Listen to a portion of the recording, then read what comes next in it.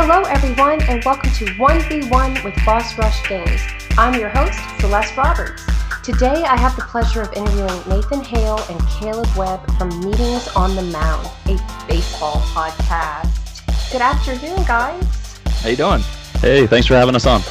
I'm excited. I know how passionate you guys are about baseball, and I love seeing people take that passion to the next level and create things to talk about.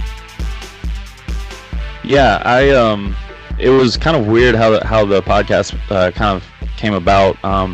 Caleb is on my coaching staff. We're both high school coaches, and we just enjoy talking about baseball. And every time we would see each other, we would end up talking, in these long conversations about just different things. And eventually, it got to the point where our wives were kind of like, "Let's go," we need to go do something. So, one day we were like, let's do a podcast, and then we'll have an excuse to just get together and talk about baseball. And that's kind of the birth of the podcast. And then it really has gone places that I don't think either of us saw happening at the beginning. And it's been a fun ride. Yeah, we've been able to talk to some really cool people and some really cool organizations. Couple of our favorites, the Negro League Baseball Museum in Kansas City, was an awesome interview. We were able to speak with Bob Kendrick twice, who's the president of that organization.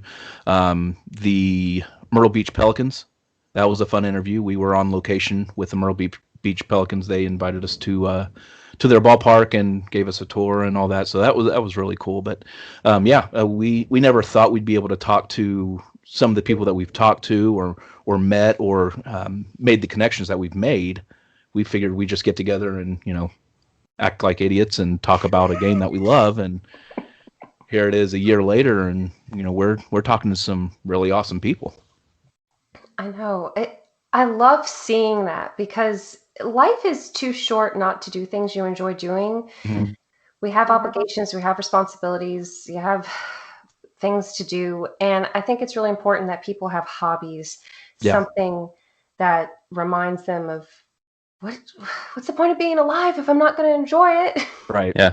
And what I love about it is it's a hobby, but it's also constructive in that it allows other people to enjoy it as well. And it's an outlet that is, yes, it's for us. And honestly, we've said from the beginning, if nobody listens, that's okay, because we're just getting together for us. And nobody listens. And sometimes that feels like it's coming true. But in all reality, it's cool to see that there are other people that are like, oh yeah, I can't wait for you to put out a new episode or things like that. I'm a high school teacher, and at first, I never told my kids that I was doing a podcast, because as a high school teacher, you don't want to be the butt of all their jokes. So, I never put anything out. But anyway, some of the kids found it this last year, and they were like, Mr. Hale, that's a really good. Like, you're really good at that. And I've had some kids that legitimately enjoy it and ask for new episodes and things like that. And do they say I'm good? No, or their parents, will come out and ask things. So it's just been cool to see that it is an outlet for us, and it's a hobby for us, but it's also really cool that it helps other people. It gives some other people content that they enjoy. Yep. So I love that. And I love the camaraderie you two have, where you guys are serious about baseball, but not too serious. You have fun. Yeah, we don't take ourselves too seriously, and we sometimes pretend like we like each other, and most of the time we hate each other. But that's the life of a head coach, pitching coach, catcher's coach. We're kind of like brothers in some ways, and kind of joke around. But in all reality, Caleb's been there for me at kind of my lowest points. I've been there for him, and we try and ultimately just love each other and kind of model for our team kind of what it's like to have, to be a friend and to be, there for somebody. I mean, we like you saying, we joke around with each other and we give each other a hard time, but at the end of the day, I know he's got my back if there's anything that I need. And so, modeling that for a team is big, but that kind of carries over to the podcast too, I think. It does. Yep.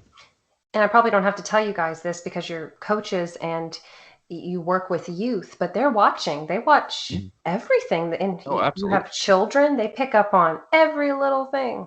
Yeah. Yep. Absolutely. And it goes kind of the way we carry ourselves too. We don't, like you said, we don't take ourselves too seriously. Baseball is sometimes, and we may get into this later in the interview, but I think sometimes baseball takes itself too seriously, and ultimately it's a game, and it's meant to be fun. And like you said, life is too short to not have fun and not to do things you enjoy. So if you're going to do something, whether that's baseball or whatever, you need to have fun with it and enjoy it. And I think it's great that your students realize that you are doing this podcast, because I just remember thinking the adults I admired the most were the ones who had lives outside of their jobs and families. Not that family is not important, but you have other aspects of your identity that you need to embrace. Yeah. Yep. Oh, yeah, definitely. That whether that be, hey, I volunteer, or I have a podcast, or I'm writing something, painting, whatever it may be. And that, I think that's a really good way to show your students and your team, hey, your life's not over after you graduate high school, college, you start working. Right. You can still have fun out there. You need to have fun. Yeah, yep, absolutely. It rounds you off as a person. I see that in my students for sure, that they appreciate that. Well, I know you guys have kind of told us a little bit about yourselves, but you want to take like a deeper dive? Sure. I'll go first, I guess. I grew up here in Huntington, West Virginia, and went away to college. Honestly, I remember my senior year of high school. I was going to a school in Florida, and my plan was to play baseball.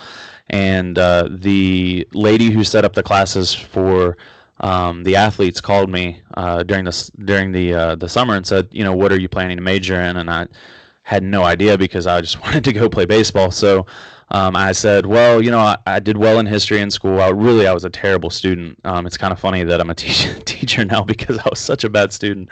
But I was like, I like history. Do you have history education? And she said, well, we have social studies. So that was fine. So I kind of went ahead and did that. But then after I started taking education courses my freshman year, I realized that I really enjoy it, and I really enjoy being able to connect with kids. And I knew I wanted to be involved with baseball after college, and I knew that wasn't going to be in a playing atmosphere. And so it was natural for. You suck. Yeah, I wasn't very good. So it was kind of natural to take that next step into coaching. And I ended up, long story short, I ended up getting injured and couldn't really play in college, but I was able to work with the coaching staff and kind of be a student coach, and then was able to go from there and transferred back here to Huntington to Marshall University and finish up.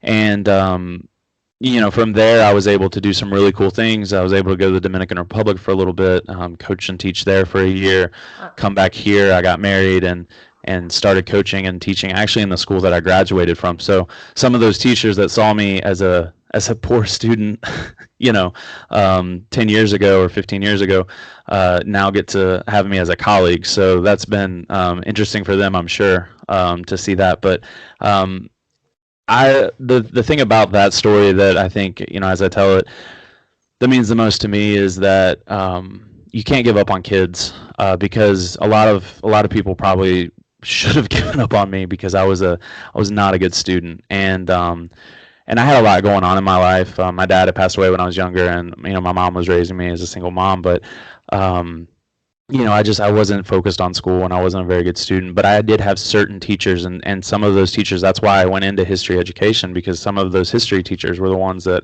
really connected with me and reached out to me. And now I look back, and when I have a student that's struggling, as frustrating as that is for every teacher, because we want to see our students succeed, it's very easy for me to go back and say, you know what, I was that kid, and how can I connect with that kid, and how can I throw a life raft to them and help them. And so, I do that with coaching, but I also do that, in the classroom as well. So that's a little bit about me, I guess. I love that you allowed the struggles to not so much define you, but as to propel you into something greater. It takes a strong person to do that. It really does. Yeah, thank you. It's not easy. There's a lot of times when it's you feel like you're just spinning your wheels, or things never work out. It's just easy to get down on yourself. And that's what we try and teach our kids is, in our program, in our coaching program, or in our baseball program rather, it's about, control what you can control. And there's certain things in life that you're not going to be able to control. And that sounds like a cliche to say it, but in all reality, things happen to us in life that we have no control over and that we can't do anything about. And if we sit there and just let them happen to us, at the end of the day, we're going to be no better off. But if we control the little aspects that we do control and go one step at a time forward, we can make the best of these situations. Yeah, and not to jump, around these topics, but to echo what he said, that's something that we coach down to our kids is you control your controllables. So when you go up to bat and you've got a bad umpire who's calling pitches way outside and you can't get to those pitches, if you're not making adjustments at the plate, you're just going to be called out on strikes. That's just the way it is. And life's the same way. If you don't make adjustments in your life when life throws you a bad umpire, I mean, you're going to end up just striking out. So you have to make your adjustments in life to get around those bad calls or those bad things that life throws at you and make the best of it. Turn a bad umpire into a CNI single to right field. That is awesome. I love that metaphor. Gosh, baseball is a metaphor for life. Yeah, it is. Absolutely. That's why we love it. I love it. I love it so much. Now, Nathan, do you prefer Nate or Nathan? Either one, honestly. Okay. I'm pretty sure me and his wife are the only ones that call him Nate. Oh, okay. It's funny. Honestly, my whole life I was Nathan, and then I went off to college, and it was like, I don't know, because I went to Florida for college, and so I don't know if it was because I had a little bit of a West Virginia accent at the time or what, but every time I would say Nathan, people would be like, Mason? And I was like, I just got tired of correcting it, so I was like, Nate, that's easier. I'll just go by Nate. So, Did anybody honestly, think you were Mace? No, nobody thought Are you saying Mace? No one thought I was Mace, but I did work at a bank one time, and a lady honestly called me Mason, and I didn't have the heart to tell her, and so I just became Mason. So Lady, you're an idiot. I'm not Mason. I'm Nathan. So, yeah, I don't care. Nate or Nathan. Chad.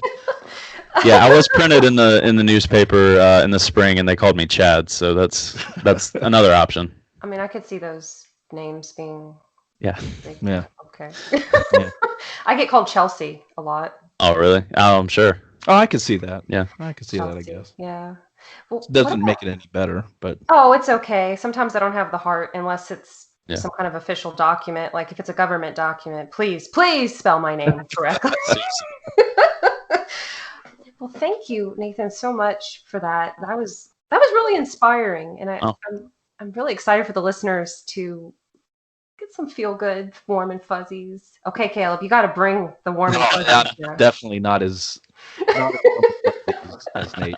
Not as interesting either, I guess. But I grew up in the Navy. My dad was a navigator on an Ohio class nuclear sub, and baseball was kind of the thing that me and my brother would get along with. That's something that we shared.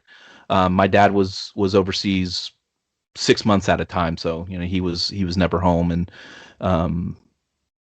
my brother was kind of a mentor to me, and one thing that we shared was a love for baseball, and that started at a young age. And growing up in the Navy, moving back, my dad left when I was a teenager, and similar to Nate, different circumstances, but similar, single mother and growing up with without a dad in the home. It drives you to be different, I suppose. You have to learn things on your own. You have to do things on your own, things that your father may have taught you before you don't get. So you have to make that up as you go. But I'm thankful that I had my brother, who's 4 years older than me, was like a father figure growing up, and even now we talk daily, and even now he's mentoring me, and he's 40, I'm 36, and it's just. That's the one thing I love about baseball is it brought me and him together like it did. And we've continued that relationship. I went to Marshall University as well. We moved back. My family's from the Huntington, West Virginia area. We moved back when I was a little younger, but I went to Marshall University, majored in economics with the idea that I was going to go into baseball afterwards. Like Nate, I sucked at baseball, so it's not something that I was going to make a career out of, at least playing wise. But I wanted to be in the front office and do something like that, and had an internship with the Pittsburgh Pirates, which was great, and just about maimed my favorite player of all time. Well, with the Pirates, it was pretty bad. He threw a box of hats at him. I was about to ask, like, okay, is it it was. We'll get into that later. But it was an awesome experience, and it was something that I've always wanted to do is baseball, and I got to see a business side of baseball and the player side of baseball that you don't normally get to see as a fan when it comes to professional baseball, and I just wanted to do that. That's what I wanted to do for a living. And then I met my wife. We got married, had kids, and it was just harder and harder and harder to uproot my family. If you know anything about West Virginia, there's very little baseball here, and we just took a massive hit with one of our biggest affiliated teams just lost affiliation with Major League Baseball, so we don't even have that anymore. So it's difficult for West Virginians to have any kind of interaction with professional baseball. You have to drive 3 hours just to get professional baseball, pretty much. So it's difficult. I wasn't able to get into that field, and this kind of scratches that itch. I met Nate through my wife. They worked together at the same school, and he asked if I wanted to come join his coaching staff, and I did, and we've been close ever since. He's been, like a brother to me, and he's been my best friend since then, and it's been baseball ever since, and now we're doing this, and heck, maybe trying to pivot that into something else, so we'll see. I would love to see it become something just beyond your imagination. Yeah, me too. Thank Definitely. you. I would love it. And I'm not gonna lie, I don't know a whole lot about baseball, so please forgive me. It's okay. But you guys are the experts. So we've kind of touched on your background, some of your earliest memories of baseball, but what is it about America's pastime that you love the most? What is it? I mean, I know you guys probably like other sports too, but what is it about baseball that you felt the need to have a podcast about it? For me, and you kind of mentioned it earlier, baseball is kind of a metaphor for life. It's a team sport, but it's an individual sport. And a lot like life, we're individuals, but we're existing within a society. And we have teams, whether that be your school or your church or your family or your social group. And that's your team, and that's who you're around. But at the end of the day, when the rent's due, it's an individual sport. And that's kind of how life is, and that's kind of how baseball is. Ultimately, it comes down to a pitcher versus a batter. And what are you going to do in your at bat, and what are you going to do if the ball's hit to you, and your individual output, and how that then affects the team. And you get into life, and you realize that you sometimes you feel alone. Sometimes you sit in the batter's box and you feel alone, but you're not, and you have to learn how to rely on those other people in your life. And so to me, it is a metaphor for life. And there are other sports that will claim the same thing, and I agree. Other sports have their points there, but I like that it's individual, but it's team, and I like that there's no clock. You have to beat the other team. If you're going to win the game, you have to do better than the other team. You can't run out the clock. You can't go hide in the corner. You have to go out and actively try and beat the other team. Which again, in life, a lot of times you can't just hide from your problems and hope they go away. When the time runs out, you have to go conquer them. So. That's kind of my take on it. Mine's very similar. Now, I grew up with the game. It was something that, again, me and my brother really loved. But it really is a metaphor for life in so many different ways. We touched on it earlier with you got to make adjustments when life throws you something that you're not ready for, and if you don't make those adjustments, you're just going to be called out at the plate. but it also gives you hope. So like Nate was saying, there's no time, there's no clock. The game's over when the last pitch is thrown and the last out is recorded. That means there's always hope. It doesn't matter what kind of odds you're going up against. You could be down 20-0 and you're going to still win that ball game. There's no game over until the game's literally over. And you can be down to your final strike, down 4 runs, and still win that ball game. And that's how I think it's great to approach life. So when you're approaching life with the idea that there is no lead that's not insurmountable, there's no lead that I can't break, there's no obstacle that I can't climb over, you're just going to be a better person for it. And I think baseball is the perfect metaphor for that. And that's something that I love about that game. And to kind of piggyback on that, you have to, in order to overcome those leads, you have to rely on those on your team. Just like in life, you have to rely on the people around you. You can't do it alone. And I remember in college we lost a game 35-7, which is really bad in baseball. That was your fault, wasn't it? I didn't play.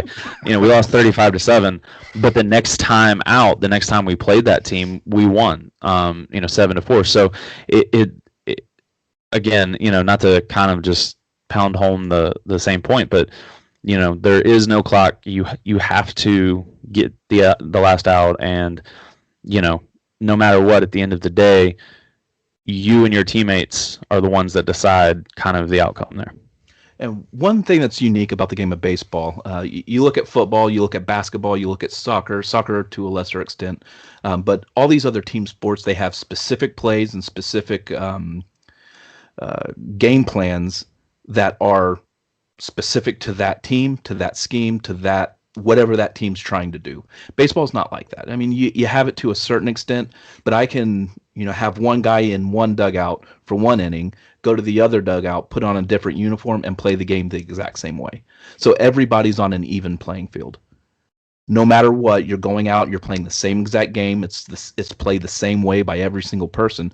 Some people may be more physically gifted than others. Some people may just be more athletic than others. Some people might be smarter than others. But when it comes down to it, the game is fair.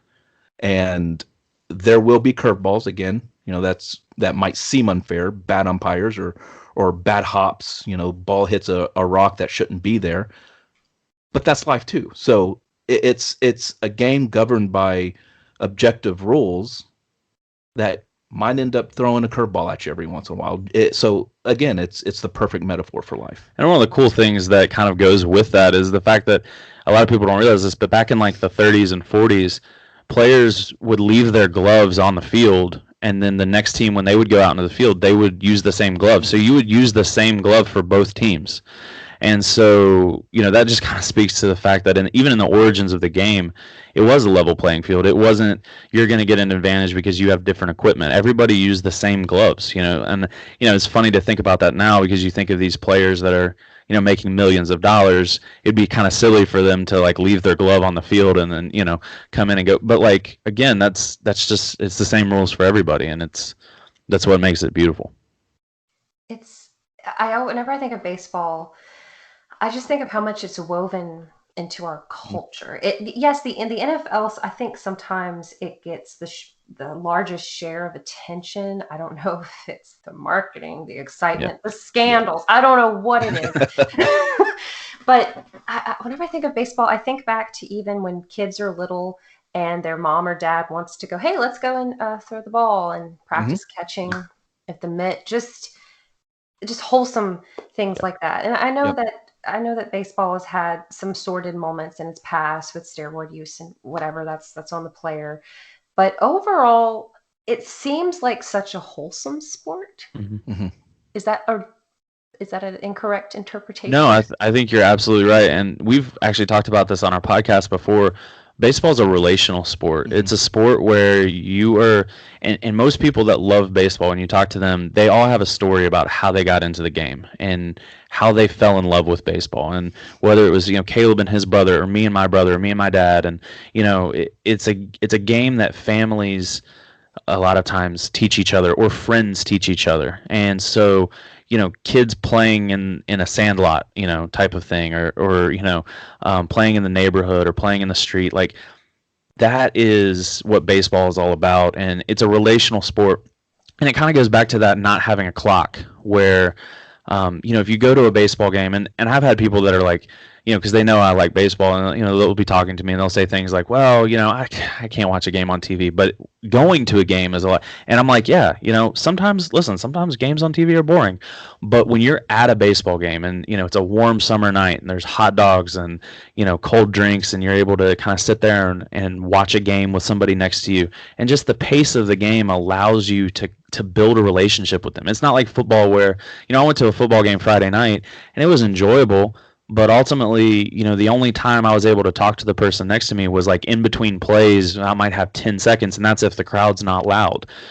In a baseball game, it's a little bit slower paced, and you have in between pitches and you have in between innings, and there's time to build that relationship with the people around you, which also builds those memories. And so I think to say it's a wholesome sport, I think you're absolutely right. It's built on relationships.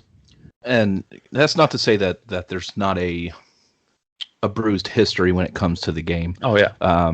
We talked a little bit about the Negro Leagues earlier, and when you go back and you can listen to some of those episodes, if I try to tell some of those stories, I can't do these stories justice like Bob Kendrick can.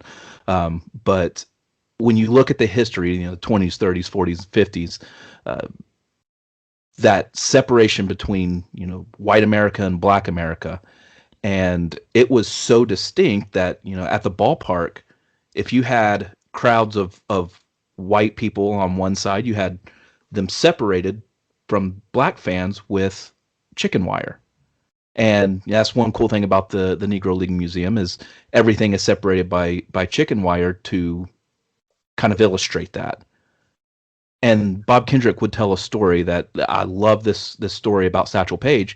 They were playing a team of goodness, I can't remember who they were playing. It was an all white team, and somebody came out of the dugout and started saying some racial slurs to Satchel Paige, and he told his fielders to come in. And they came in a little bit. The infielders played in a little bit. The outfielders played in a little bit. And he said, no, all the way in.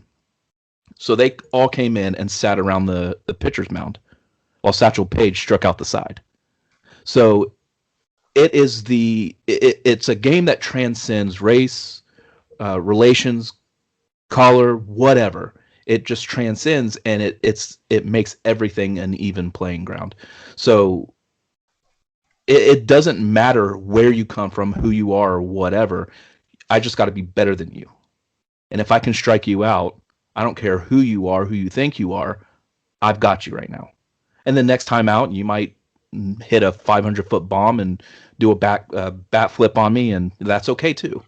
But that's something that I love about this game is I don't care where you come from, who you are, what your upbringing is. There's a lot of people that came from rich American homes, and a lot of people that grew up playing in the streets of the Dominican Republic with milk jugs as gloves, all playing the same game at the same level right now in Major League Baseball. And that's just an awesome thing to think of.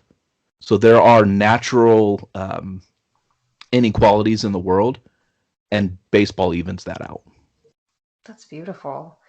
And was baseball, please forgive me if I'm wrong, but whenever I think of how you were talking about the inclusion of African Americans, I think of Jackie Robinson. Was he the first black baseball player in Major League Baseball? Yes. Okay. Yeah, there was actually an African American that played in Toledo, and I think the end of the 1800s. He played a couple of games, but that wasn't. It was professional baseball, but it wasn't Major League Baseball in the same way. So technically, Jackie Robinson, that's the one that he really did. Fleetwood Walker kind of played some games, but yeah, Jackie Robinson is the first. And I guess we take it for granted because, well, we're white and we're also living in 2020. It's not perfect, but it's better than it was back then. But I can't even imagine the amount of bravery right it took for him and any other black players. Oh yeah, and it's crazy talking to Bob and hearing the stories of these players that, were better than the players that were in the major leagues, but they were, they just loved the game and they wanted to play. And so, that's how the Negro League started. But even, going beyond that, when Jackie Robinson did break into baseball, he's just playing a game and he's being threatened with death and he's, being, told these things, and his team isn't, there's a story of the Dodgers that go to a hotel and the hotel wouldn't let Jackie stay there. So the whole team said, well, we're not staying here either. And they left and went to another hotel. And, just the courage that he had. And it would have been so easy, I think, for any of us if we were put in that position to say, you know what, it's not worth it. I'm not going to put my life on the line for a game. But ultimately he saw that it was bigger than him. And it was bigger than just that game because he could play. Not only did baseball allow other players like him, other players that had been excluded to play, but now we are, in 2020, and a large portion of baseball is Hispanic players that would have never gotten the opportunity to play. You never would have had the game grow in the way that it did if it hadn't been for players like Jackie Robinson and some of the other greats that really showed that courage. Yeah, and now you see what 12 to 14 countries represented in Major League Baseball, across South America, Asia, Europe, and North America. So the game's grown globally really, really well. Now, we could probably talk all day about how it's grown domestically, and we're not going to get into that. But again, it harkens to that idea that, it doesn't matter who you are or where you come from. The game is the game. That's awesome. I love hearing that. And I would love to know. Okay, so I know, Caleb, you're a big Cubs fan. Mm-hmm. I want to kind of go back to maybe who were your favorite teams? What caused you to fall in love with these teams? Whether it would be the players, the memories, the location, whatever it is. I mean, I don't know if you guys want to be like, oh, I don't have a favorite team. I love them all equally. No, we're pretty vocal about our our favorite teams, and where some of us are a little more harsh about our teams than others, but I'm a Cubs fan because, again, I grew up in the Navy, and Virginia Beach, Charleston, South Carolina, and Georgia, there really wasn't a whole lot of baseball to watch. If I wanted to watch a game of baseball, it was on WGN. WGN baseball carried the Chicago Cubs. My entire family, they're all Cincinnati Reds fans. My brother's Cincinnati Reds fans. My uncle's a Cincinnati Reds fan. My aunts are Cincinnati Reds fans. His kids, my brother's kids, are Cincinnati Reds fans, and I'm the only Cubs fan in my family. It's kind of odd, but I grew up with WGN, so I'd wake up in the morning if I wasn't in school, and I'd watch, especially during the summer, I'd watch, Bozo the Clown on WGN, and then a movie or something, and then 120 baseball on WGN at Wrigley Field, and I loved it. That's one of the ways I fell in love with the game is that national spotlight on this single team with so much history and so much tradition, and it just stuck with me. And I mean, one of my earliest memories is seeing Andre Dawson throwing bats onto a field after getting thrown out of a game. So he went into the dugout and took all the baseball bats, and threw it out on the field. I think I was like 6 or 7 years old. It's one of my first memories. And not a good example for kids, but it isn't. That would stick out in my mind too. Yeah. You're like, oh, everything we just said about it being, a good thing for, wholesome. Yeah. Just kidding. Jerk. Anyway, but that was one of my favorite memories. It's one of my earliest memories with the game, and oddly enough, one of probably my earliest professional memory is with the Cincinnati Reds when they won the World Series in 1990. He wasn't born. And you weren't born. But you were born. Yeah. You still remember. I was 6 months old. You don't remember it. But I remember that game. I remember Barry Larkin doing a backflip after they make the final out. And it was just...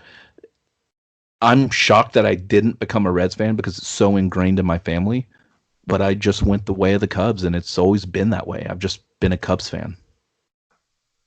Yeah, I've always been a Reds fan. There's baby pictures of me in a Reds uniform. My dad was a big Reds fan, and so was my brother. And so, just kind of growing up, that's the team our family cheered for, and that was really kind of the only option I had growing up. I felt, but I fell in love with the stories that my dad would tell about some of the great old teams that he watched play, and then a lot of credit goes to my mom. My dad, like I said earlier, passed away when I was 10. So from that point on, it would have been really easy for, my mom doesn't really like baseball. So it would have been really easy for her to not, try to carry that on. But she took me to a game, and Cincinnati's about 2.5, 3 hours away. And, she would take me to a game once, twice, 3 times a summer. And we would go to Cincinnati for the weekend, and we would watch a 3-game set. And back then I'm thinking, oh, mom's taking me to the game because she enjoys it. But now I look back and I'm like, she was miserable for those hours because she didn't really like the game of baseball. And she had raised 3 kids, or I was the third kid, and I was the youngest by a wide margin. So it would have been so easy for her to kind of be like, we'll do something else, we'll do other activities. But she knew that I had a passion about baseball, and she knew that my dad had a passion about baseball, and it was important for him to kind of pass that on to me. So, I just kind of became a Reds fan by through that, and through the experience of getting to go to those games and see those players, and I don't know, it's just I guess kind of meant to be. So what would you say is your favorite baseball game that you've ever attended? Like if someone said, "Oh my God, what was the most monumental game you've ever attended?" What's the first one that comes to mind? So for me, the Reds suck. So there's really not. It's so bad. Pretty good or bad? Yeah. I went to a playoff game and they lost.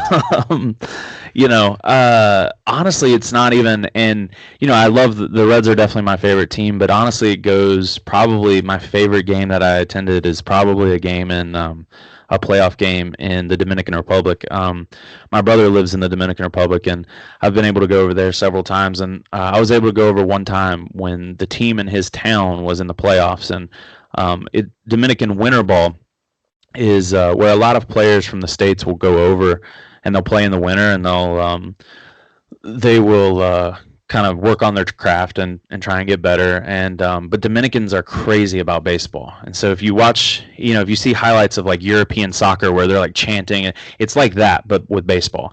And so, there's cowbells and horns and, people screaming and dancing, and it's such a cool atmosphere. But the town that he is in, they hadn't won a championship in 60 years. And there was, always talk about how the owner was getting, he would bet against the team and then, cause them to lose on purpose. And like, there's all these rumors about, all that, but I was able to be there one year when they made the playoffs, and to see the town kind of come together and be in that atmosphere. And, they won on a walk-off inside the park home run. That was just, it was the coolest thing. So it's not American baseball, but that's definitely the best baseball game I've ever been to, as far as, just that was so cool. Another great baseball game I was at, a player on the Reds hit 3 home runs against the Pirates, and I just do not like the Pirates at all whatsoever. And so, he hit the home runs, and he strutted around the bases, and it was just, it was. That wasn't the game that we went to where Javi Baez hit a grand slam. You remember that? That was the Cubs. The Cubs one. Yeah, so the Pirates one, that was fun. Yeah, those are probably the ones for me. The Reds suck. Now, for me, 1998, I'm not sure if you remember this or not, but that was the year of the big home run race. So you had Sammy Sosa and Mark McGwire. Don't try to. You weren't thinking of the names. I almost said Barry Bonds. I don't know why. But McGwire and Sammy Sosa had a big home run race in 1998. So before that, the record was 61 home runs set by Roger Maris in, what was it, 1960? And Babe Ruth had the record before that with 60 home runs. So up to 1998, only 2 guys have ever hit 60 home runs or more in a baseball season. That year, Mark McGwire hit 60 first, and then I was at the game in 1998 when Sammy Sosa hit his 60th. So I got to see the only the fourth player in Major League history to ever hit 60 home runs or more, which was really cool. And it was a game that the Cubs were losing bad. It was against the Brewers, and we hate the Brewers. We hate the Pirates. We hate the Cardinals. That's one thing that we have. We hate all these teams. I've just maybe like somebody's gonna listen to this episode and be like, "We got to change his mind."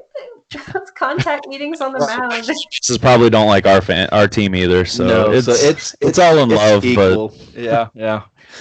But, except for Cardinal fans, you guys, you just go away. But I kid, not really. It was a game that the Cubs were losing pretty badly. I think they were down 8 runs in the 6th or 7th inning, and Sammy Sosa hit that 60th home run, and the place it was electric, and it just fired the team up in a way that I've never seen a team get fired up just by one swing of the bat. The crowd was in it the rest of the game, and the Cubs ended up coming back and winning that game in extra innings, and it was one of the coolest experiences of my life. And it was the last game I saw with my dad before he left, and I think it was kind of one of those trying to make something up to your son, blah blah blah, but then he kind of just disappeared. And I'll always remember that. It was just me and my dad who just took a random trip to Wrigley Field and saw Sammy Sosa hit number 60, and it's always going to stay with me. That is so awesome. And whenever we're kids or teenagers, just those moments I find stand out so much stronger in our minds. I don't know what it is, these awesome moments in time, these memories. Mm-hmm. Now, Nathan, you might have answered this question already because you said you've been to the Dominican Republic, but maybe you have a different answer, and I'm curious.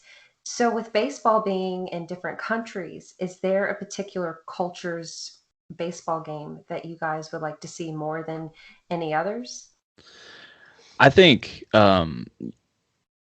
because I've already seen baseball in the Dominican, baseball in the Dominican is my favorite just because to me it gets back to that pureness. It gets back to that just kids playing in the street. Now, they're playing because it's a very poor country, and the goal is to get off the island, and so there's definitely an urgency there and a desire to make it for your family and to make it so that you can provide for your family. But at the end of the day, the kids also love playing the game, and they play it with such a joy. And they are out there playing with a milk carton on their hand, though it's a glove. So I love Dominican baseball. That's what I want to. I wish I could bring that back and bring that sense of joy and urgency and that curious mixture that they have to the States. But I think for me, I would love to see baseball in Japan because it's very unique. Their style of baseball is a little unique, and I've watched Japanese baseball, but I've never been to Japan, so I've never seen a game. But I think for me, I'd love to go to a Japanese baseball game. And I think it's probably the same with me. I mean, I'd love to go and see a game in the Dominican Republic. That's probably my number one. I get to kind of live it vicariously through Nate when he tells me all these great stories about how he had dinner at McDonald's with Robinson Cano. I did. But yeah, Japan, it's very similar to American baseball in that they look at their stars as superstars, almost like untouchable rock stars. Dominican Republic, everybody's approachable. The game's approachable. It's just everybody's there to enjoy the game, and they know what they're there to enjoy. So you look at something like Yu Darvish, who was a star for I forget who he played for in Japan, but we came over to the Texas Rangers, and he's a superstar over there. I mean, he's got on Twitter like millions of followers. I mean, everybody loves Yu Darvish. It's the same with Ichiro Suzuki. Everybody knew him. Everybody loved him. And it's the same way in the Dominican. Only, I mean, it's not. You don't have a million Twitter followers for these guys in the Dominican. They love their team, they love their community, they love the game. And yeah, you can be walking down the street and see, a all-star, playing dominoes with his friends where he grew up, in the off season. So he hasn't forgotten where he's come from. Yeah, exactly. They don't forget where they come from, and they're quick to go back. Now, when they go back, it's always funny in the off season. There's all of a sudden a lot of luxury cars, driving on the streets that aren't there during baseball season because they obviously have money and they're spending, but they don't forget where they come from, and they're very and that's Latin culture where family is so important, and extended family is so important. So that's so awesome. I did notice my first baseball game was in 2018. We went to Petco Park to see the Padres play against the San Francisco. What's the San Francisco team called? Just Giants. Okay, so I could not remember, and that was just so cool. Mm-hmm. Just to be there, and just the fun little in between plays things that would happen, and to see the little Padre mascot, the Friar Tuck. Yes, Friar. He was walking around, and because my dad's from San Diego, so it was really cool to kind of see that part of his childhood. And then last year we went to a Cubs game, but before the Cubs game, we went on a tour. Oh, I didn't know that. Oh, maybe I did know that. I think I knew that. Oh my gosh, I have to say, I think I liked that even more than the game. The game was cool. You, Darvish, was playing. That was awesome. But just the history. And you guys might love this, and I think this might be your dream job. The gentleman was a retired lawyer, and he said that was his job now, that he was doing what he loved, was giving tours. Yeah. No, I've talked to my wife when I retire from teaching and coaching, like, I've had ushers tell me too, like, well, yeah, I retired from being a teacher or whatever. I'm like, you're living the dream. You're retired and you get to watch baseball and, help people to their seat. Like, that's perfect. Or do the tours. I've never done a tour at Wrigley. I've done one in the Red Stadium, and I've done one in Pittsburgh for their stadium. Even though I don't like their team, they have a beautiful ballpark. And so, yeah, it's, I would highly recommend anybody, whether you're a baseball fan or not, go on a ballpark tour because you get great access, and it's so cool to see like the stadiums and the history and all that. Yeah, I loved it. So if there's a stadium you have not been to, is there a stadium on your list that you would like to visit? For me, I've got two. I was able to go to Old Yankee Stadium before they tore it down. Wow. And that was a really historic stadium because that's where like Babe Ruth played and Mickey Mantle and all the greats, played in that park. And so I was able to go there in one of the last seasons before they tore it down when I was younger, which was really cool. It's such a Yankee thing to turn a historic ballpark into a parking lot. Yeah. Sounds like a song that we know. Yeah, exactly. Paradise. And so, yeah, the Yankee Stadium was cool. I've never been to Fenway Park in Boston, and I've never been to Wrigley. And so both of those are definitely on my list just because of the history and because I love the game. I love the history of the game. To be able to watch a game, where these players played is just so cool to me. And I'm a history teacher, so I love history. I love, when I'm at these places that are historic, I love just thinking about like how many people have sat with the same vantage point I have, and watched this game, and what are their lives like, and what was it like watching the same game. Baseball is basically the same game as it was 75, 80 years ago for the most part, and I'm watching the same game that somebody did that lived during World War II. Like, that's just I don't know, it's cool to me to be able to do that, especially with baseball. And baseball is really one of the few sports with historic ballparks.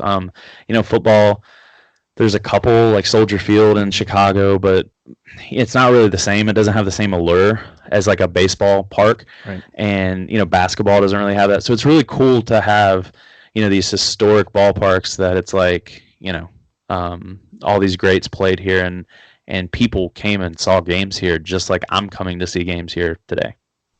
Yeah, and my answer is probably fairly similar. I'd love to go to Fenway. Fenway, it was built, 1912? Something like that? Something like that. So it's over 100 years old. And, I mean, I've been to Wrigley. I've seen Wrigley, and not that I don't want to go back. It's like Mecca for me in terms of baseball. If I could go there annually, I would. If I could live in right field, I would. But Fenway, I'd love to go and see Fenway, but I'd also love to go and see Dodger Stadium. Yeah. Dodger Stadium, it's the only stadium the Dodgers have played in after moving from Brooklyn. So they were the Brooklyn Dodgers for pretty much their entire existence until they moved out to LA, and they've been in that stadium ever since. So there's still a lot of history there. It's not near as old as say Wrigley Field or Fenway, but I think it was built in like the early 60s. Still a ton of history there. And a lot of great ball players have come in and out of that stadium, and I'd love to go and see that. And one thing, just kind of to go off that, I love the little details of all these stadiums and how different stadiums have different stories. And one of the coolest things about LA is if you see a picture of their stadium, their seats are arranged to look like the ocean. So like the seats down close, I think, are the ones that are like blue, and then as it gets higher, it gets lighter blue, and then it's like the sand, so it gets to be like tan. And so it's like little details like that with baseball parks, that like little architectural nods to history or to the culture around that area that I think make it unique. And it's just kind of speaks to the uniqueness of baseball to me. Yep. I really love how you guys were talking about being there at the same time as people from other generations and other time periods. That sends chills down my spine, because it sounds like things you would read just about in storybooks, but to actually be there where history has happened, you can almost feel the ghost of the past. Yeah. Oh yeah.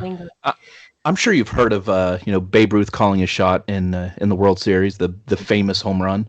That was Wrigley Field, and that stadium is still there. That field is still there. The ground that Babe Ruth walked on during that World Series, that's still there. That's where players are playing right now, and it's just really cool. I mean, I know Babe Ruth wasn't a Cub, but you got all these Cub legends that were there. Frank Chance and going all the way up, Ron Santo and Fergie Jenkins and Ernie Banks, all these greats that played on that turf.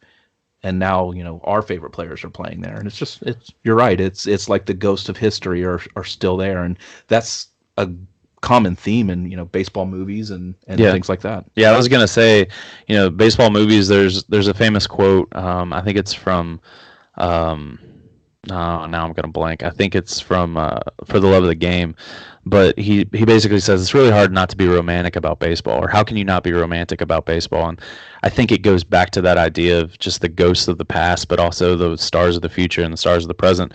The movie Field of Dreams is my favorite movie, and in that movie, it's a story about a father and son, but the whole idea is these ghosts come and play baseball, and they just want to play baseball, and so they come out on this field and play baseball. So, I think that is prevalent. The idea of these figures that are larger than life today, are getting the opportunity, or we get the opportunity to watch stars today that were playing in the same place as these stars that are larger than life from yesteryear that are playing. Yeah, some of these stadiums, you can almost call them our Gettysburg. You go to Gettysburg and you see this battlefield that, that's such an important battlefield in our history. And in a sense, these are also battlegrounds. Obviously less important. So listen, I'm just saying it's not as important as Gettysburg. I'm not saying it is. Sure. They're going to clip that and put it on social media, and you're getting canceled. Wow, I've already been canceled, so I can weather that. If people can't understand the poetic devices, I'll teach you guys. Come on, we'll learn some poetic. I'm not saying it's as important as Gettysburg, you jerk. But like Gettysburg, you go to that battlefield and you almost feel the ghost of the past. The history, that bloody history that's there, but then you go to somewhere like Wrigley Field and you've got those same ghosts, but that bloody history doesn't exist, and it's more of a great history rather than something that it's a sad history or a tragic history as would be a battleground, and it's woven into American history, and it's just I think it's unique to baseball and baseball only. You bring up a good point about history, because I notice a lot of times we tend to focus on the negatives. It's very easy, kind of like the news cycle. Mhm. It's very easy to get caught in, what is it, doom scrolling, where you just keep looking up bad news after bad news. And it's really easy to focus on the horrible things that have happened in history. And we have to acknowledge them. Yes, we can't bury them. We have to move on. We have to learn so we can be better people. But we also have to acknowledge the positives, like you're saying, Caleb, with baseball. There are beautiful parts of history that I think get kind of brushed aside because I guess they don't attract as much attention. I don't know. Yeah, and that's one thing that there's a lot about baseball in current Major League Baseball that we like to gripe about because we think that maybe they're not doing the right things and growing the game or whatever. But as far as the leadership of baseball, but one thing I love about baseball is it is connected to the past in a way that's very different from all the other sports. Records in baseball mean more because everybody knows. Nobody knows who is the all-time the all-time best, and pick another sport and pick their all-time leader, and half the people may not know it. Another sport. I can't, right? But like baseball, everybody knows Barry Bonds, or everybody knows Babe Ruth, or some of these players, and it goes back to that relationship with the game and how it's passed down. But I think it also goes back to just baseball reveres its past. And I think that's a good thing. And there are a lot of positives about baseball. There's I think of the moments like the Lou Gehrig speech where he says, I consider myself the luckiest man on the face of the earth. And he's a guy that knows he's going to die soon, but he considers the fact that he was able to play Major League Baseball, and he's out there with his friends and his teammates, and he considers himself to be the luckiest guy on the face of the earth, when most people would look at him and say, man, that kind of sucks. You're right in the middle of your career and you get this disease that at the time nobody knew what it was. And, and you're going to die. And, he still considered himself that lucky. And, that speech, or there's a famous play where somebody was going to burn an American flag in the outfield, and a player ran in and grabbed the flag and ran away. And it was just kind of a cool moment that that he was going to do that. So, but baseball does a good job of reminding people of the past, and they do cool things when those dates come up. They do a good job of kind of rekindling that and reminding people of what it was like. Oh my gosh, I got shivers. That was so good. Oh, but how does your passion for the sport translate to your coaching philosophies? You both touched on it a little bit at the beginning in your introductions, but I would love to learn more about coaching. So for me, it's all about relationships. It's kind of a cliche. Everybody always says it, but it's really true. Kids don't care how much you know until they know how much you care, and they don't care that you know more about the game of baseball, or you know how to break down a swing, or how to help them pitch better, unless they know that you're actually in their corner and they know that you're there for them. And so that's job one for me in coaching, is being there for the kids and letting them know it's bigger than baseball. And a lot of coaches will tell you it's bigger than baseball, or it's bigger than wins and losses, but then their actions kind of go the other way.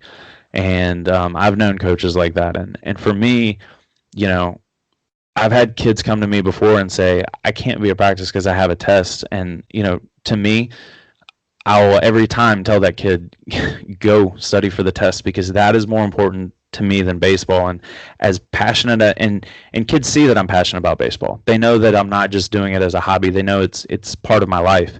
But when I'm willing to say that as important as baseball is to me, your education is more important, or as important as baseball is to me, your family is more important.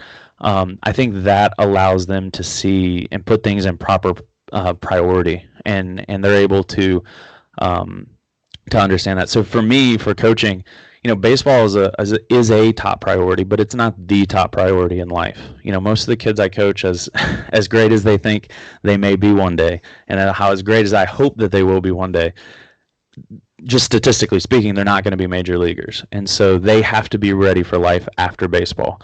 And so, rather than baseball being the end game, baseball kind of becomes a tool to prepare them for the end game, the game of life. And that's what I try, and how I try to coach and prepare our kids.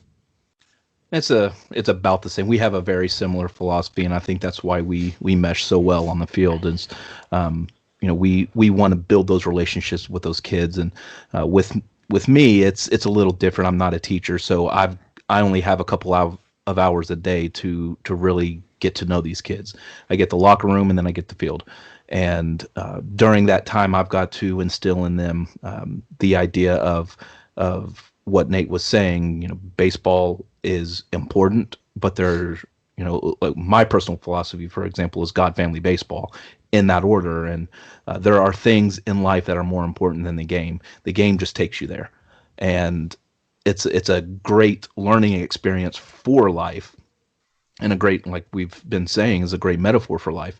And so I've got to be able to compact that down into 2 hours, and sometimes that's very difficult to do, and that's why building relationships is so important. Having a kid come up to you after practice or after a game, say, "Hey, coach, can we work on my changeup, or can we work on my my throws to second, or something like that." It's a different idea that I can get them to trust that what I'm doing for them is for the best. It may not feel right, it may not look good at the time, but they trust that I'm doing what's best for them, what's best for their future in the game, and what's best for their future in life. And going back to our kind of our team motto, control your controllables, make adjustments when you can. Where you're not ready for the bad calls or the bad pitches or whatever, you've got to make adjustments to remedy that problem. And that's kind of our approach, and I think it's important when you're growing young boys into young men. That's a really great philosophy. And you guys remind me of that quote. I think it was Maya Angelou who said, "People may not remember what you said, people may not remember what you did, but they're going to remember how you made them feel." Yeah. Mm-hmm. Think about people in your lives who, I don't remember what this teacher said when I was in 6th grade, but I remember they encouraged me, or Mm-hmm. they cared about something going on in my life with my family. Just little things like that. Yeah.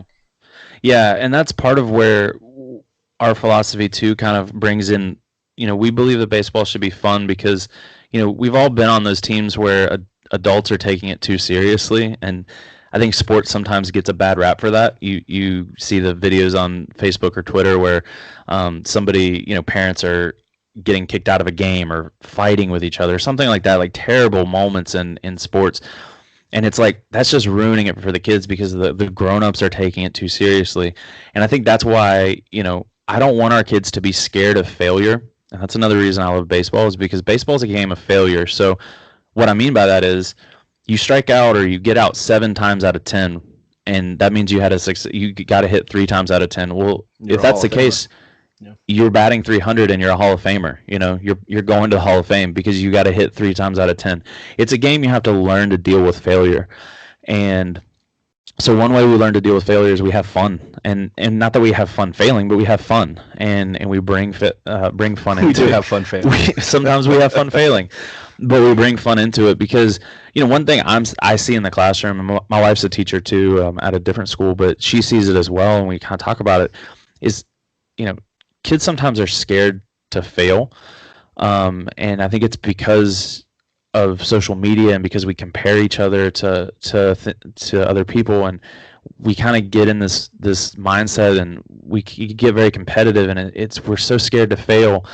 And in reality, failure is where you grow so many times in life, and failure is where you learn what didn't work. So the famous Edison quote, I didn't fail however many times to make a light bulb, I figured out how many ways to not make a light bulb. And that's so true in life, but it's also true in baseball. And out of that failure, you also learn to be creative, and you learn to make some amazing plays. And that's another thing about baseball, and all sports, but what I love about baseball is you can be creative, and you can kind of learn how to do things. And I just think that, our generation, that the generations that are coming up need that, because they need to learn how to fail, that it's not over if you strike out. It's not over if, you get out. The game goes on, life goes on, and you learn how to grow from that. But then you can also, within that, be creative and learn to do things that you didn't think were possible or you didn't think you could do.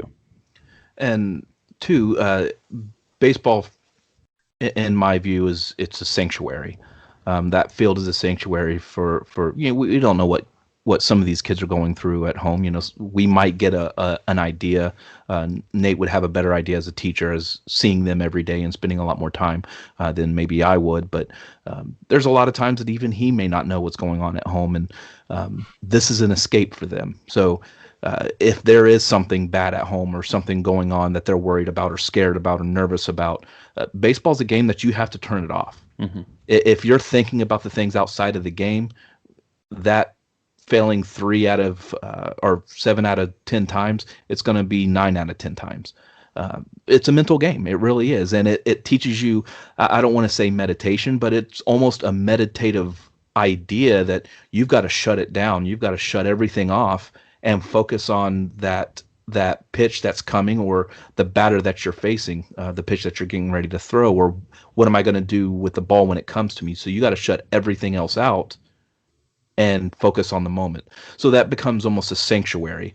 Now, if coaches are a little too hard or too difficult or have too high of expectations of their players, that's no longer a sanctuary. It becomes another battleground for them. And that's part of building that relationship. We have expectations. We have high expectations of our kids. We don't have unreasonable expectations. We'll have stretch goals, but all we ask is that you give 100%. If you're walking out to left field, get your butt back on the bench. If you're walking out a pop fly, get your butt back on the bench. But if you're running out a ground ball that you just tapped back to the pitcher, you swung out of your shoes, and you tried as hard as you could to make a good play, make a good out, or whatever, we're not going to get onto you. We may take you aside and say, well, you kind of threw out of your swing there, or you were out of your hips, or whatever the case may be, to try to correct course. But we're not going to come down on you if you are doing what we asked you to do. And even if we do put you on the bench, you're not on the bench for the rest of your life. I mean, that's a short thing, and it's hey, let's and we're not going to leave you there. We're going to come over and we're going to sit next to you and we're going to say, hey, listen, so this is why we do this, and this is what we want to do, and that's another really kind of, not to keep going off on branches of our coaching philosophy, but the why and explaining why we expect certain things is really important to kids. I remember growing up and asking why and being told because I said so. That was kind of, I think, the cliche, the big answer that everybody would say. And I was really looking forward to using that as an adult. And I get here and it doesn't work. So, but like that answer today doesn't work. You don't get to say that to kids. Oh, just totally say it to my kids. But like there's the kids come up on our team. They may accept that answer, but they want to know why we're doing something, and they want the reason why. So rather than just say, hey, do it, kid, because I said to, it's like, well, this is why I want you to do that. And so then they're more likely to take ownership over that and then change that behavior or do whatever they, whatever it was that caused them to get benched. And like you said, we don't yell at kids for making mistakes, because everyone makes mistakes. And it's one of the things for me early on as a coach, and what I've tried to communicate to my assistant coaches, is that that kid didn't want to make a mistake. He didn't go out there and say, I want to drop the ball. Like no player says that. He feels as bad about that as anyone. And so when a bunch of adults are screaming at him, hey, you got to put 2 hands on, like, that doesn't help him. He knows that he made a mistake, and he feels like the entire world is staring at him. He feels like he's the only person in the world in that moment. And so for us to make that worse as adults is really, really wrong. And so we don't yell at kids for a mistake. If it's now we may say, hey, that's all right, we're going to encourage him, and if there's something that we need to tell him, like, hey, that's okay, and then when he comes back in, say, listen, put 2 hands on the ball, or do it this way. we can do that without screaming at him across the field and making him feel small. And that's really a big part of our coaching philosophy as well. And it goes back to the idea of this is a sanctuary. Like we're not making anyone feel small here. We want to lift people up, and a kid makes a mistake, he makes a mistake, but we're gonna encourage him and put people around him to encourage him rather than try and tear him down, because he's tearing himself down. Yep. And that goes back to a winning philosophy and a winning attitude. You got a kid that makes a mistake, and then you yell at him about that mistake, and then yell at him about the obvious of why he made the mistake instead of coaching and correcting course. He's going to make that mistake again because he's going to be dwelling on it. So the next ball hit to him, he's gonna kick or bobble or whatever the case may be. So you're more likely to encourage errors by that kind of behaviors, and that's really not a winning attitude. We do covet winning. We want to win. What team doesn't? We're out there to win a championship, but we're more importantly out there turning young boys into young men, and losing is part of that. You can't learn if you don't fail. So that's how we approach it, and I think it's a healthy way to approach it, and I think these boys are going to be better off in life because of it. Hey, you guys remind me of, I don't know if it's a quote. Gandhi, I know. So yes, Gandhi. You could go on a hunger strike. I think you could. Oh man! Wow, that was not nice. Santa's watching. Santa's watching. I'm sorry. You compared yourself to Gandhi. All right, let's not. Something about I don't know if it was Gandhi who said this, but someone wise, something along the lines of people are measured by how they react to failure. Because winning and celebrating, those are so, not that winning's easy, but celebrating during the victories and the happy moments in life, those are so easy. But we tend to remember how people respond whenever it seems that the world's against them, whether that be they're having a bad day at work, they're struggling with a spouse or a family member, or they're not doing that well in a class. Some kind of obstacle is in the way, and how you handle it, that really is what defines you. And it sounds like that's what you want to instill in these boys, that you're going to have little tumbles in life, and how you react, you can let that define you, or you can dust yourself off and try again. Yep. And it's a fine line, because we've all met those people in our lives that are just like overly happy and overly encouraging about every single thing, and very quickly that wears on you, and very quickly it's like, okay, you told me I looked great yesterday, and I had toilet paper on the bottom of my shoes, so did you mean that? Or it kind of loses its luster, right? And so as a coach, you can't just be that cheerleader every time a kid makes a mistake, because like I said, he knows he made a mistake. So if you're out there and you're like, you're great, you're the best, at some point that kid's gonna be like, you're just saying that, and it, at the same time, like I said, you don't criticize the kid. So instead, there's a line there of honest reflection and honest assessment, and then also packaged in encouragement to lift that person up, but also let them know these are the steps you need to take, or these are the things you have to do to get better. And again, that kind of gets back to the life thing. You can have one of those people in your life that just always says positive things to you, but if they're never honest with you, and you never reflect on what actually do I need to do to take the next steps in my life, or to make myself a better person, or help my situation out, then you're not going to get anywhere. You're just going to have a box of motivational quotes, or a couple of self-help books that are just like, be the best you. But okay, I can only be the best me if I look at the bad parts of me and I try and fix parts, behavior, or whatever it might be, to kind of help me get to the next step. And I think too, what's important is, yes, we're encouraging them, but we're showing them what it looks like to be an encourager.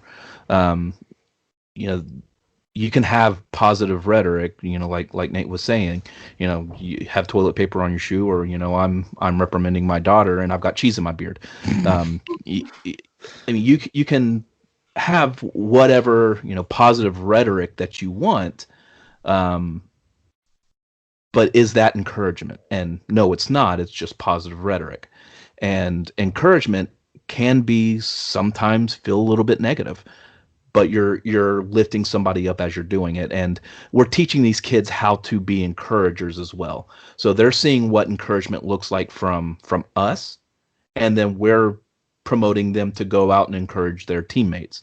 And then when they become adults and they're out in the world, they're hopefully encouraging their teammates at work or their family members. And I kind of put that out on Twitter every once in a while. Who have you encouraged today? Go and encourage. And it's about encouragement, lifting somebody up. You don't know what they're going through. You don't know the kind of problems they may have in their personal life. And especially in a time of social media, we're so quick and so easy to, well, you're an idiot, you're stupid, your opinion's crap. Well, how about instead we just talk it out and we encourage it.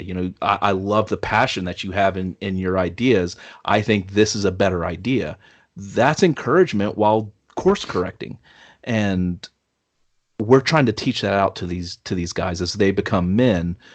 They can encourage others as hopefully we've encouraged them. That is perfectly said, both of you.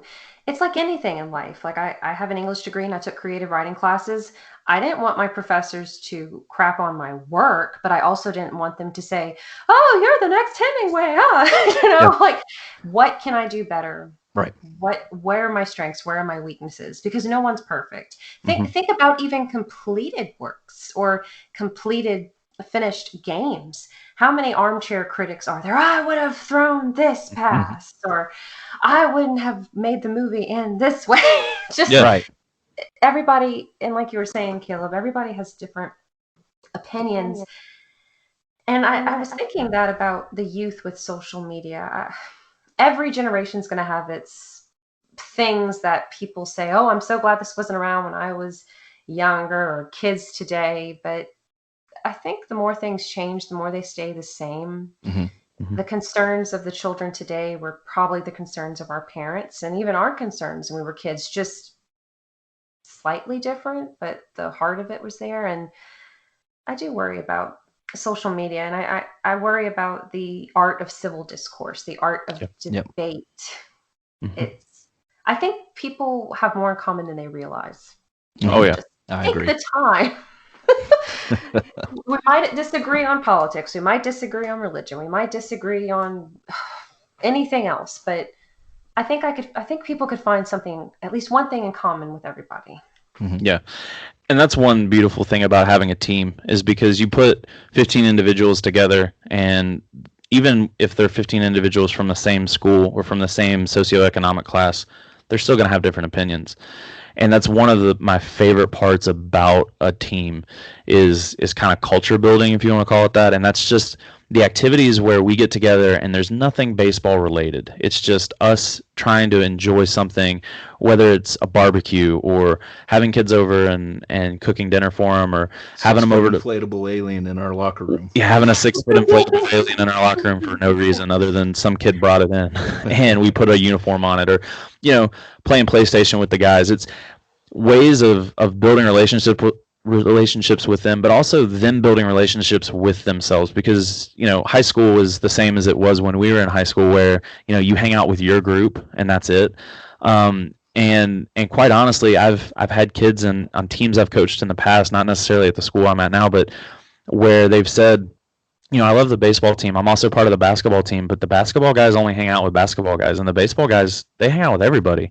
And I love that, because I want our players to learn that you may not have the same interests, as everybody you're friends with, but have a variety of friends and learn to take in other opinions, learn to give your opinions in a respectful way, and learn to just enjoy, the commonalities and enjoy and embrace the differences, because that's what makes our culture beautiful, and that's what makes, that's what makes humanity beautiful, is we we might see the same event, but we both see it from different perspectives, and we can both help complete the picture to each other. And so I love teaching that to the kids, and it's a little we're not as diverse, obviously, in a team from a high school as other aspects of culture, but in the same way, we have a common goal and we have something to come together for. So you can definitely do that.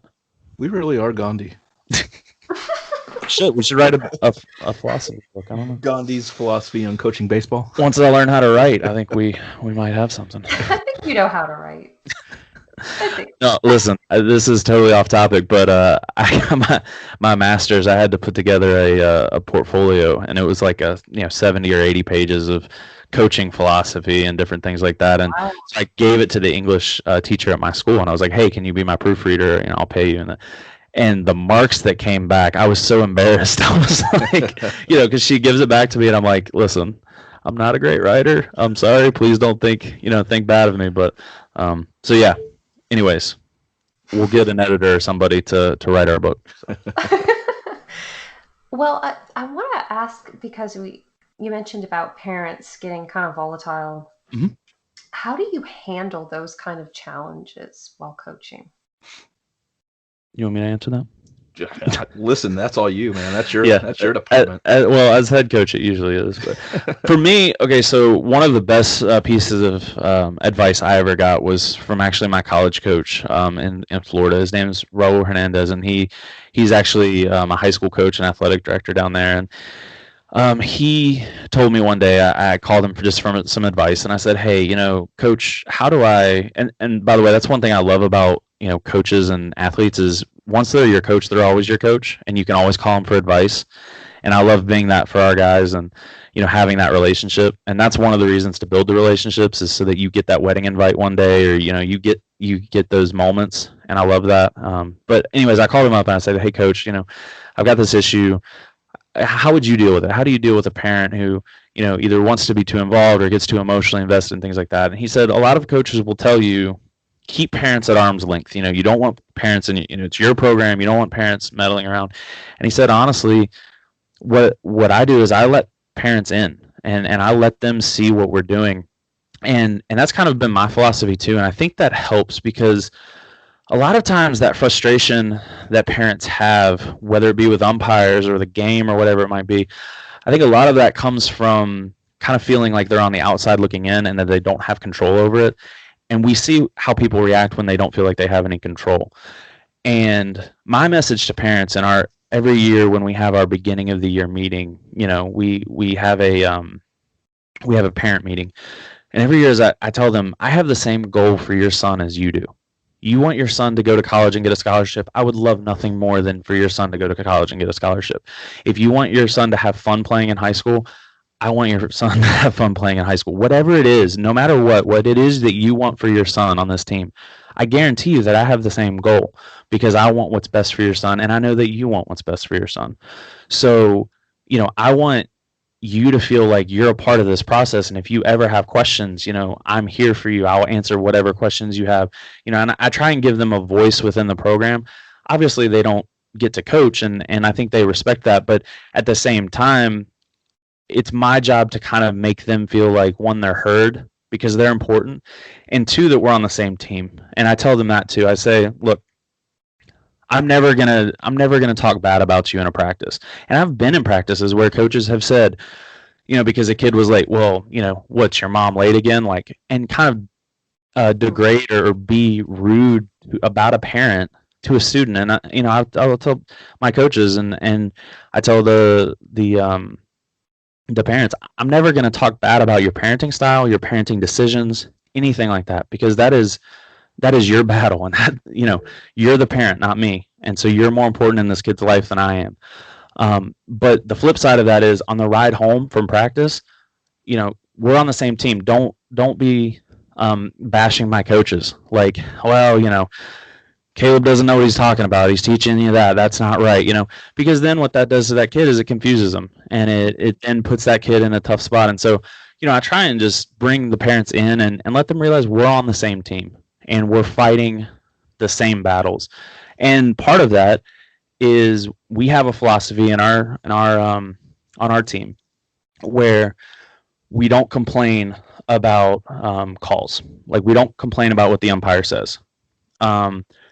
Never in the history. I've watched a lot of sports. My wife could attest to that. I watched a lot of sports, and never in my life have I seen a player go up to a ref and say, "You missed that call, change it." And the ref goes, "You know what? You were right. I made a mistake. Let me change that." It's never happened. And so because of that, complaining about that doesn't help. And if anything, it takes your mind off of, again, what you can control. You can't control what that person says. You can't control that person made a call that you think is bad. The only thing you can control is your reaction to that and then going forward. And so on our team, we're not allowed, as players, you're not allowed to make an excuse, and you're not allowed to let that affect you. You're not allowed to talk about the umpire making a bad call, because ultimately you have to be responsible for you. He's responsible for him, and we're going to let it play out. If he costs us a game, he costs us a game. We're not going to blame him for costing us the game. We're going to blame ourselves and look at what we could have done better. But that also bleeds over to the parents. And I don't legislate that with parents. I don't go to parents and say, you're not allowed to yell at the umpire. But I think they see the way that the players talk about it. They see that the players aren't allowed to complain about umpires. They see that the players kind of understand that relationship and understand that, what, this umpire is an authority figure, and so I'm not going to disrespect him. But beyond disrespect, I'm actually, he made a call. Maybe he made a mistake, but everybody makes a mistake. I make mistakes. And so I'm not going to complain about it. I'm going to let it go, and I'm going to get the next pitcher. I'm going to get the next time I'm up to bat, or whatever it might be. And so I think parents see that, and so then I think that kind of naturally just bleeds over to parents' behavior in the stands and some of their behaviors when it comes to complaining about umpires and things like that. And everybody gets emotional, and I understand that. And we've had discussions with parents when we've had to be like, maybe calm down a little bit. It's okay. But it's never gotten to that level, and I think part of it is because they see the culture that we're building within the team. That is awesome.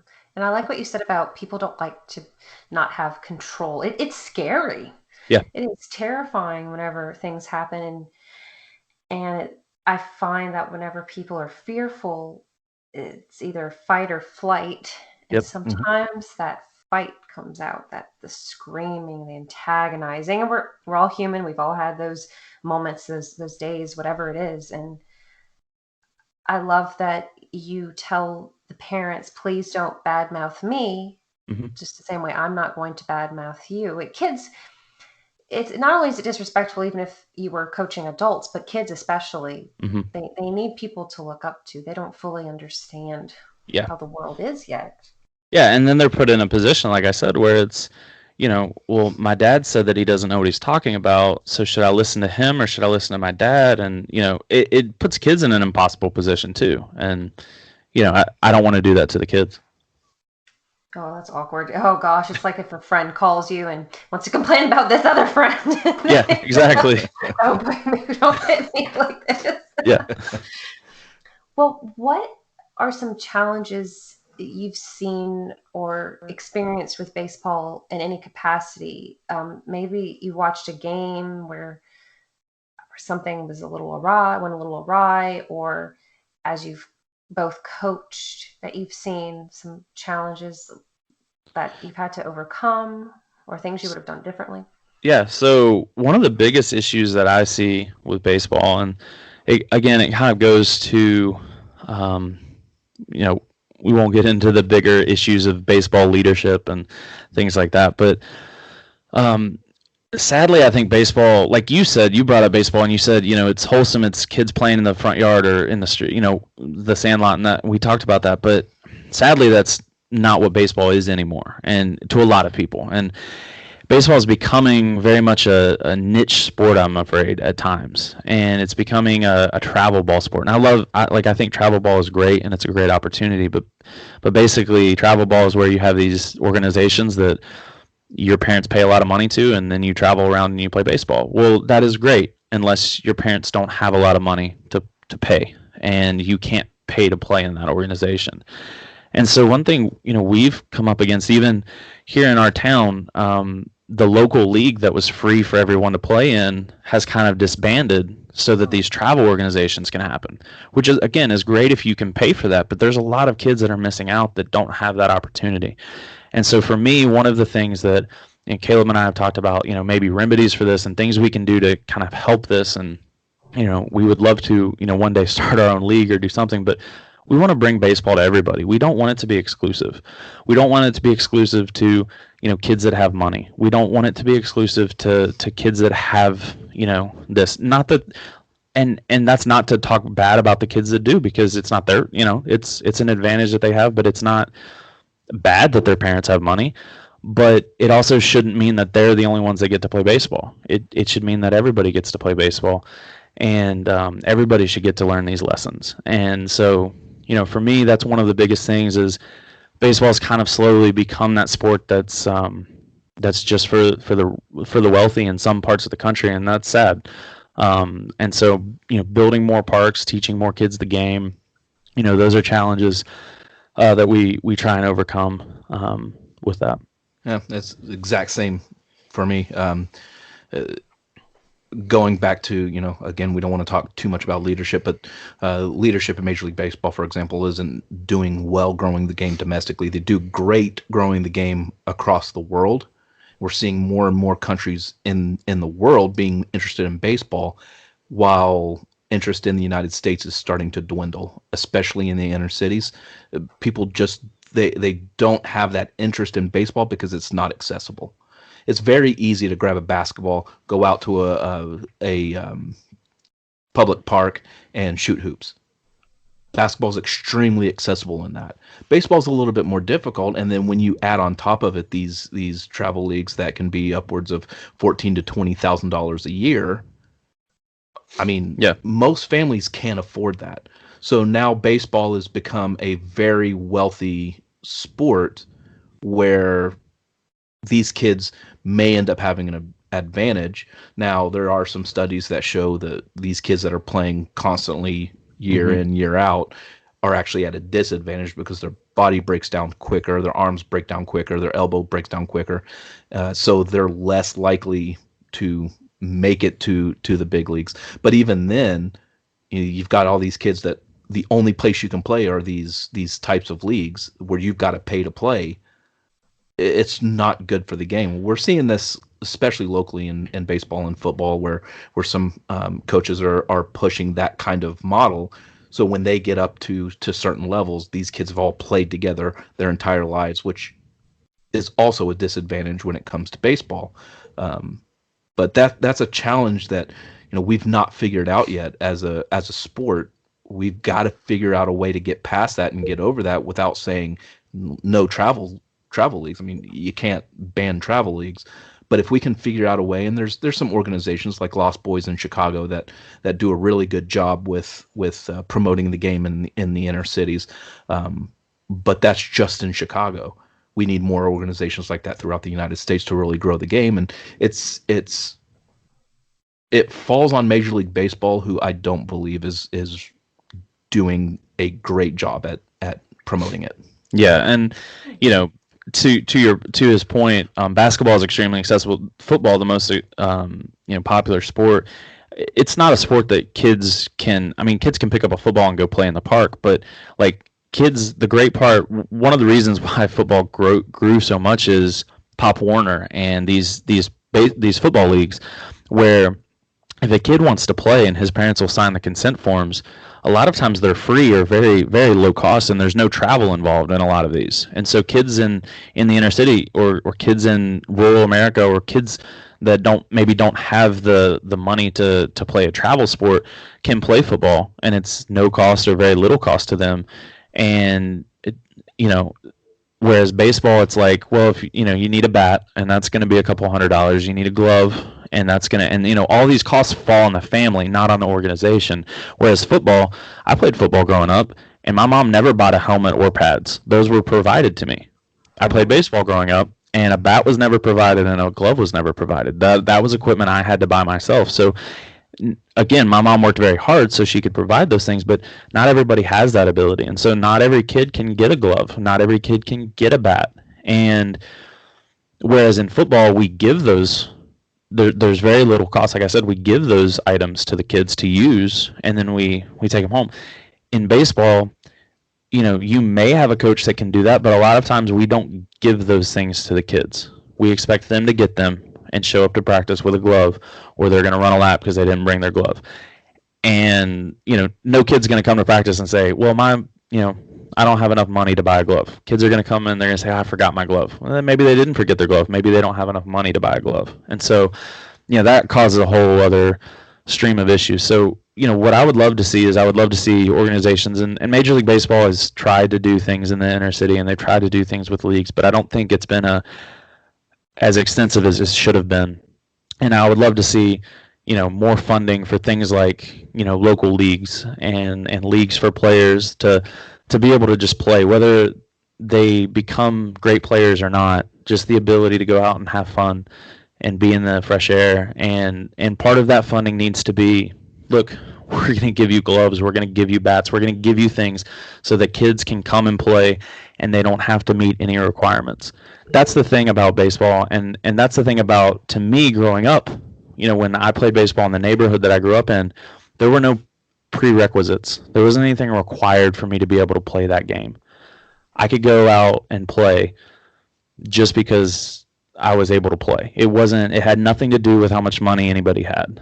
And that's what I love about baseball in the Dominican. Like I said, with kids wearing, milk cartons on their hands as gloves, there's no prerequisites there either. It's if you can play, you can play.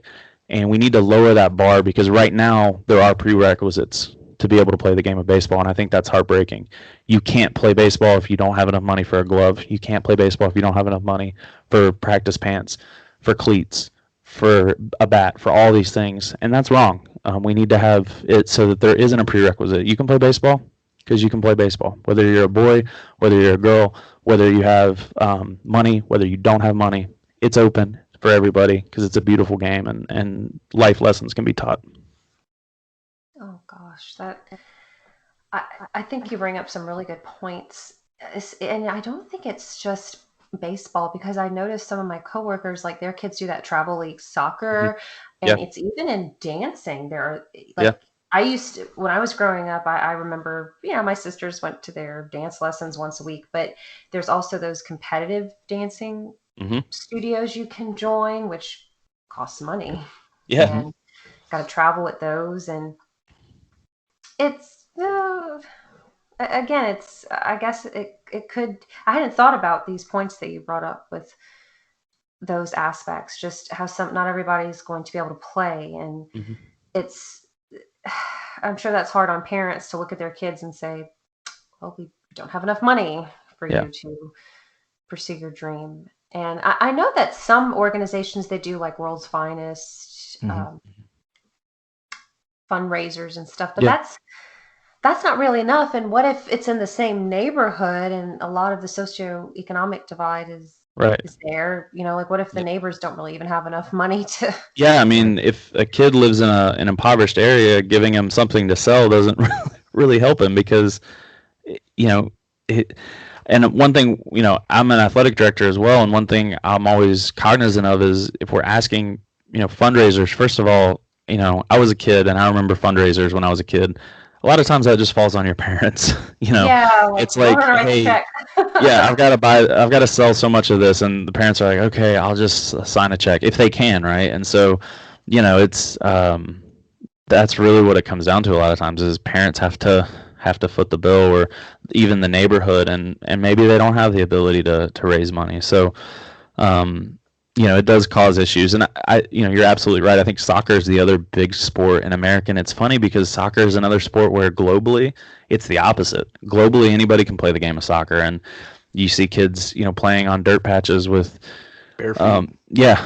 Or they're barefoot and they're just playing because they love the game of soccer. And here in the States, it's like we have it backwards, and we want to put these restrictions on it. Like, you have to be on so many club teams, or you need to play certain.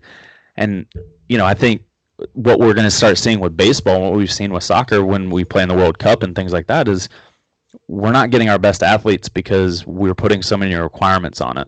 And that's what's happening in soccer. And that's why, the U.S. missed the World Cup, because we we don't have the best players in the world, and we don't have the best players in the world because all of our athletes to play soccer have to meet certain requirements, and it's sadly becoming the same with baseball. I think. I mean, if you look at Major League Baseball, some of the best players in Major League Baseball are foreign born, and especially Latin America, you've got a lot of people coming from the Dominican, and you're starting to see it sweep in Asia. A lot of Korean and Japanese players coming in and playing, and Canadian even. We aren't really the source of talent anymore, and it's those two sports specifically, soccer and baseball, that it's the most noticeable. Yeah. And I think it's because of that type of inaccessibility from the youth side. It's hard to grow up loving and playing a sport if you don't have access to it. Yeah, and just a quick example here. I mean, the town we live in, it's the second biggest city in West Virginia. It's not massive or anything like that, but it's a large metropolitan area for for the state. And growing up, my brother played baseball growing up, and there were all these leagues, and he could play for free. And then I grew up, and I was able to play, and I never played travel ball because my mom couldn't afford it. So, that was never an option for me. So I was able to play though because there was a league, and it costs maybe $20 to sign up or whatever it was, but you got your uniform, and you could play. And like I said, there were still things that we had to pay for, but it wasn't, we weren't paying thousands of dollars for a travel team. Well, this last year, even in this town, they got rid of that league. And so there's no league for kids that are in this town that want to play baseball. There's no league. The only option is one of the local high schools has created a league for their players. But if you're not in that district and you're not going to go to that high school, it's very much just for them. And so now there's no league in the city of Huntington for the kids to play. And I don't know how you can grow a game, and I don't know how you can say you love a game if you're willing to just exclude people because they don't live in your district and they're not going to be on your team one day. And that's one thing that I hate to see, and sadly I think it's happening in a lot more towns than just Huntington, West Virginia. That what you guys are saying reminds me of something a friend once shared on social media years ago about she was, I don't know if she was tired of seeing people celebrated, but she was always, every time she saw someone accomplish something, she was always wondering how many people out there in the world, if they just had the money, the opportunities, whatever it may be, how many people could achieve great things. Mm-hmm. Mm-hmm. And how much talent is out there that, it's just dying to get out, but there are no funds, there aren't any good people around them to help them reach those levels. Yeah. Yep. Yeah, and that, like what Caleb was saying, is the great part about baseball is it's a level playing field, but it's only a level playing field if there's a playing field. Yeah. It's only a level playing field. That only works if kids get to play, and the only way, like you're saying, that we can build that structure so that they can be successful and they can prove, how great they can be, is if we give them the opportunity to get through the door. If we stop them at the door and say, you don't meet our requirements, or you can't pay enough to play on our team and you can't be on the team, then you'll never know and you'll lose those kids. And that's heartbreaking. Yeah. And it's hard to understand, well, why can't I do these things when you're a kid? It's, mm-hmm. Yeah. As an adult, you learn about sacrifice, but as a kid, when everything is amplified and everything feels like a bigger deal. Yeah. That's a tough conversation. Definitely. It really is. And honestly, even within our town, our town is kind of known nationally, sadly, for an opioid epidemic that's going on in it. And so there are a lot of kids where, and as a teacher, we see it, where there's a lot of kids that the only meal they eat is at school. They don't eat when they go home. They don't eat, at home because their parents, will spend money on drugs or they'll do different things. But those are the kids, if the parents aren't spending money on food, on the weekends for them to be able to eat, they're not going to spend the $15 or $25 or, they're not going to spend the thousands of dollars to put them in travel baseball. There's no way that they can play any sports if they don't have, if their parents, are that bad off. And so, we're fighting the drug epidemic here. And sadly, the kids are the victims a lot of times of that. And, not that baseball fixes that, but it kind of gives them that sanctuary, if we can, to say, hey, yeah, things are really bad at home, and there's a lot going on, but we can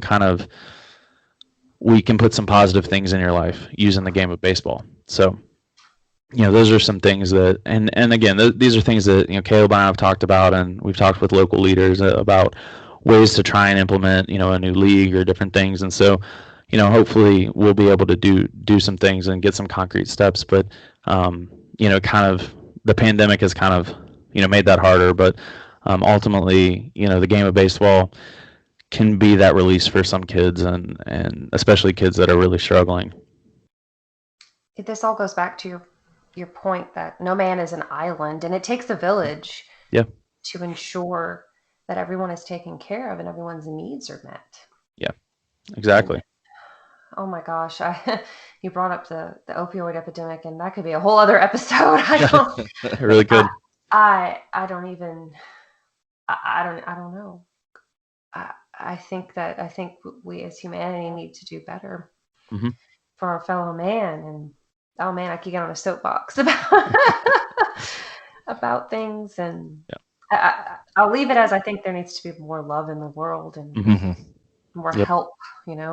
Absolutely. Yes, be careful, be wary, so you're not brought down or hurt, or your loved ones aren't hurt, but less judgment. Yeah. Oh no. Yeah. I could go on a tangent about that.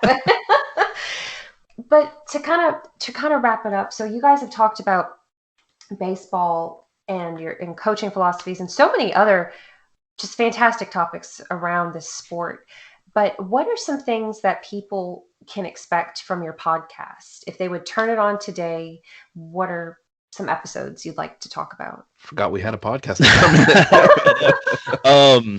Well, honestly, we've hit a lot of the things. Local baseball is something we've talked about. We've talked about, we've had episodes.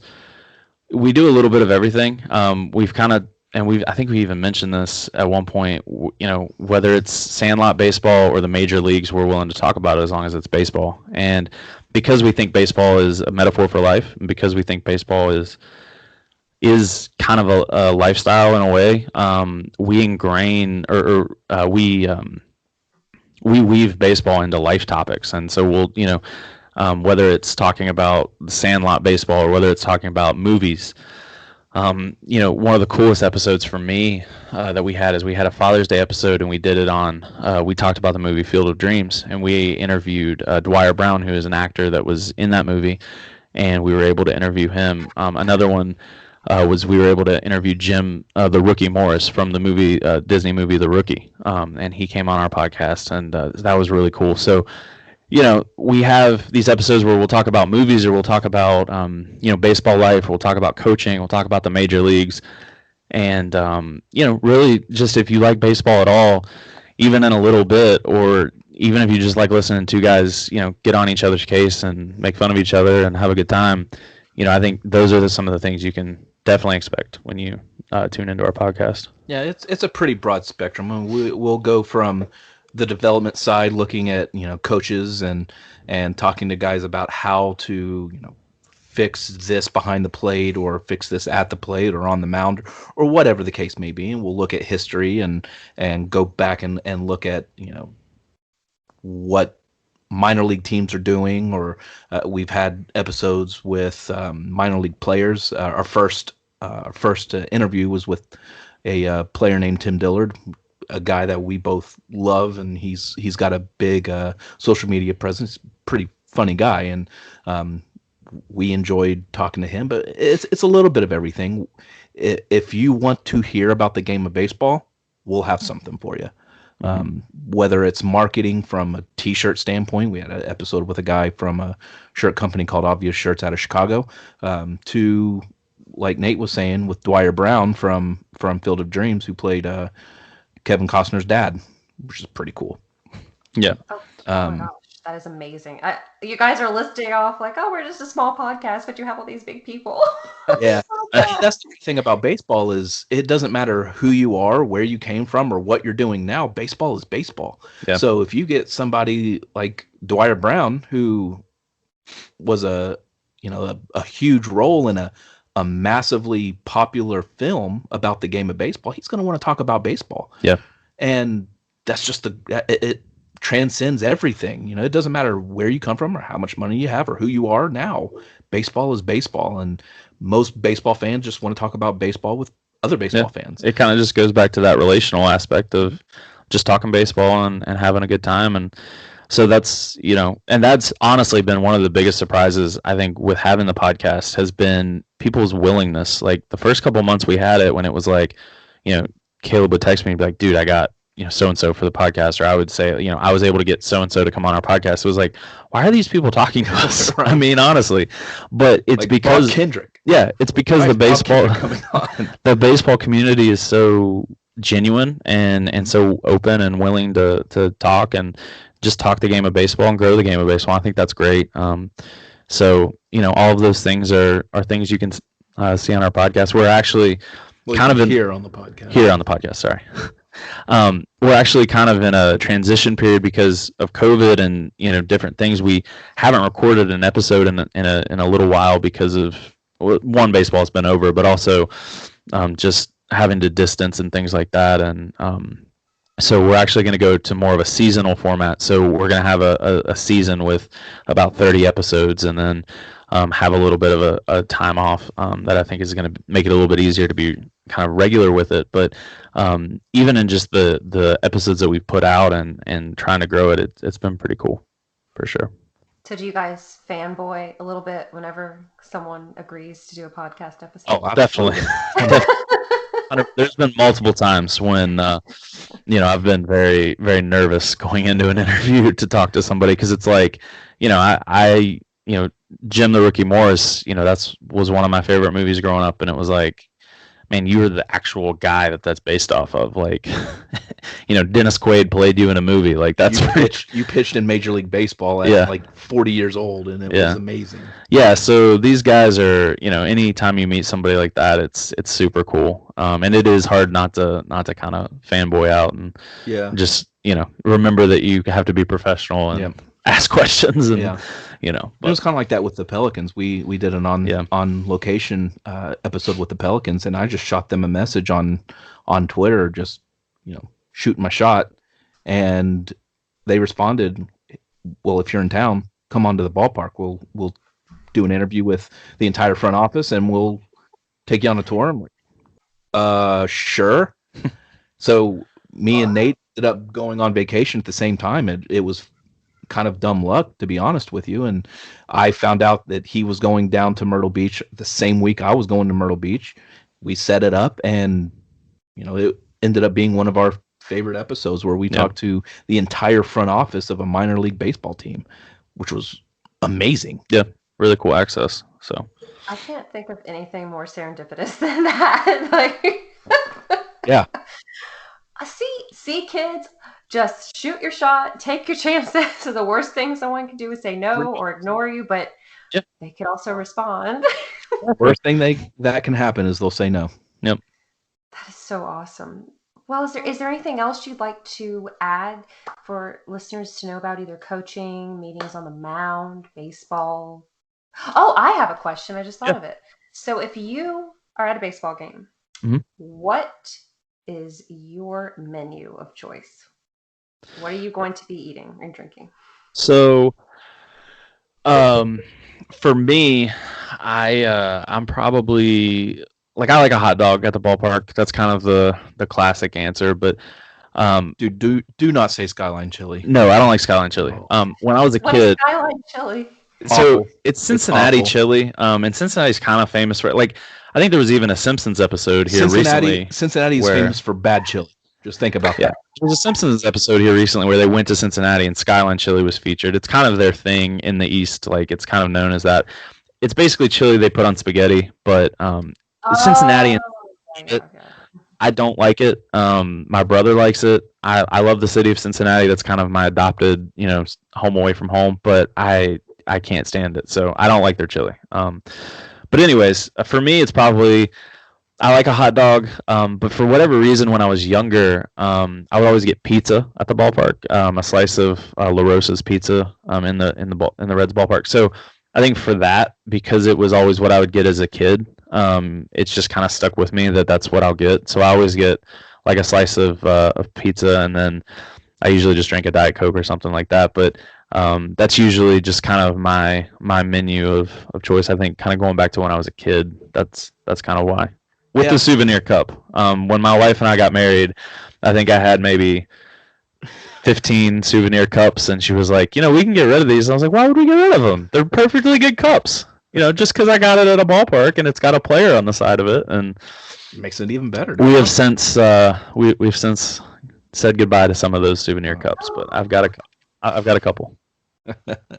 Now, it's hard with ballpark food. There's some ballparks that have like really awesome cuisines, but it's hard if you've never really been there, never really experienced it. My go-to, it's kind of boring. It's just a bratwurst or a hot dog, and then whatever soda's on tap there. If it's a Coke or Dr. Pepper or whatever the case may be, it's very boring. We're there to watch a ball game, I guess. So, hot dog and soda, I guess.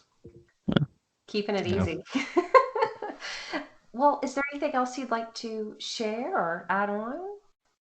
Just love other people, be kind to others, and try and make an impact on people's lives, whether you're a coach or not. And always reach out and help your teammates. And you don't have to be on a team, like you said. It's a village, and so whether you're on a team or not, reach out to those around you and let them know you love them, and let them know you're there for them. And the principles, we've kind of talked about, they correlate to life too. So, be that for those people.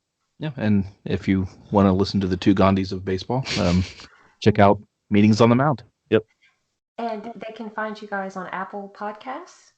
Yep. I believe pretty much anywhere. We're also on Google Play and different places. So, wherever you find your podcast, you can probably find us, Stitcher, places like that. But the most common, I think Spotify as well.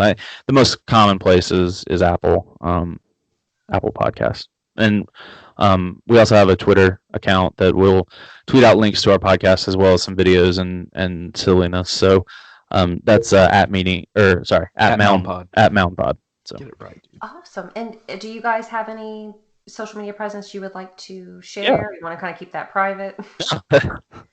That's fine. I mean, like I said, there's not a lot on there that'll excite people, but at Nate_Hale is my Twitter handle. And I'm on Twitter and Instagram at Caleb G. Webb. You can find all kinds of fun videos of me scaring my wife on Marco Polo. Yeah.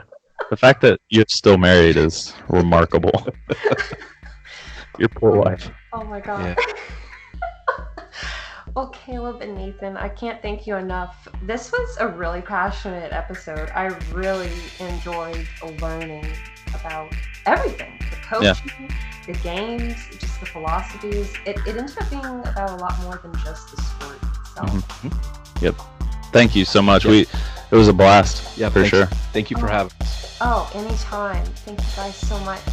Well, listeners, you can find us wherever you listen to podcasts, Boss Rush Games. This is part of the expansion pack on Fridays. And until next time, see you later. Bye-bye.